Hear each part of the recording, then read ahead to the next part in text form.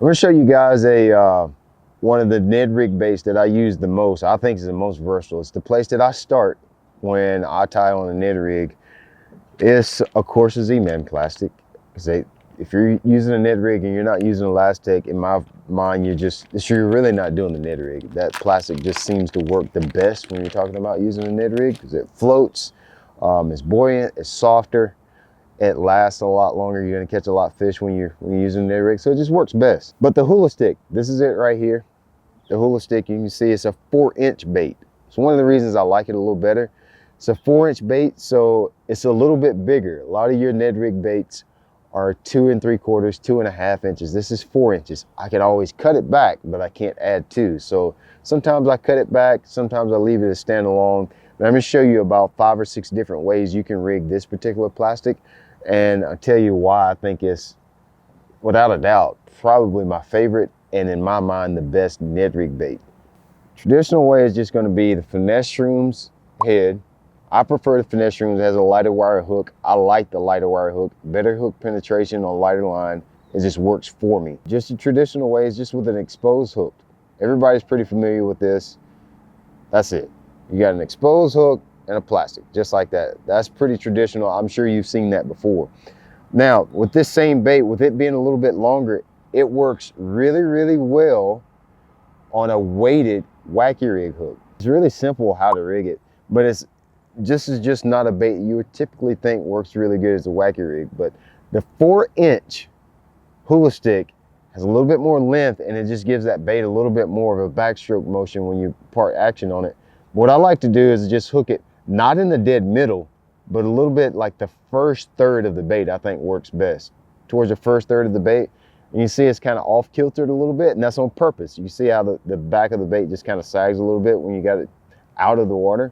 What that does when you throw it out and you cast by a piece of structure, it spirals down. It has a really unique fall when you hook it towards the front third as opposed to the middle when you use a traditional wacky rig. So that's the way you can use the Hula Stick. The other way, you know, if you're throwing around a lot of stumps and woods, one of the things I hear a lot of people say all the time is, oh my God, I'm breaking off, I'm hanging up in the sticks, I'm hanging up in the rocks.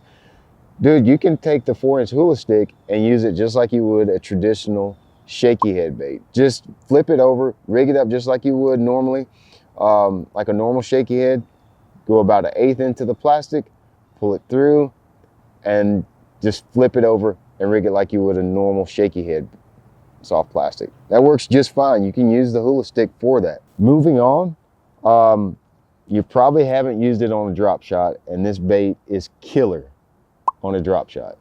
Your traditional drop shot, you know, there's a couple different ways to drop shot. We're going to talk about that here in a minute. But just nose hooking that guy on a drop shot, 3/16 ounce sinker. For you guys that like to fish for smallmouth, fishing in current, fishing for spotted bass, just nose hooking that Hula Stick with just a normal drop shot hook works really great when you're vertical presentation or if you're casting. My favorite way to fish for smallmouth, I think smallmouth, they can be really funny sometimes, and when you're fishing in current, I really like the wacky shot a lot. And that's how you rig the wacky shot. Just your same setup that you're using on your drop shot, all you're gonna do is take that same soft plastic, hook it right in the middle, and that bait gets down there 15, 20 foot, and you're getting a wacky rig presentation a lot deeper than you would normally see that presentation. So the wacky shot is also a great way to fish the Hula Stick. Now, the last way that I like to rig the Hula Stick, so versatile, that's 5 different ways that you can rig this bait, is Nico. You know, that's just a technique that has really gained a lot of popularity. And there's a big difference between Nico rigging and wacky rigging. It seems the same, but there's a big, big difference. Number one is the way that you insert your hook into the plastic. You know, the wacky rig, you pretty much just come in here and stab it right in the middle and you're wacky rigging, right? Well, with the Nico rig, you want to rig the hook point towards the tail end of the bait. And it's not hooked directly through the middle. What you want to do, and you don't need an O-ring for this when you're talking about Elastic because it's strong plastic, you won't rip it. You can see how I rigged the hook point towards the back of the bait here. What happens is with a Nico rig, you're going to insert the Nico weights right here in the head of the bait. And when you do insert the Nico weights in the head of the bait, this plastic sinks vertically down this way. And when you impart action on it like this, the bait sits on the bottom and the tail is up. Now, of course, the Elastic floats and you can get similar action with a shaky head, but there's just a little difference about having your line attachment in the middle of the bait and your weight at the front of it. It has a different fall, a different cadence. And a lot of my fish, a lot of my bites always come on the Nico rig on the fall. Some when I'm actually working the bait back to the boat, but a lot of them come to the fall. And there's a difference in using that bait this way as opposed to just a normal wacky style or a weighted wacky rig hook or even a shaky head. There's definitely a difference because the bait has a different action in it. So you definitely want to try the Nico style with the hula stick as well.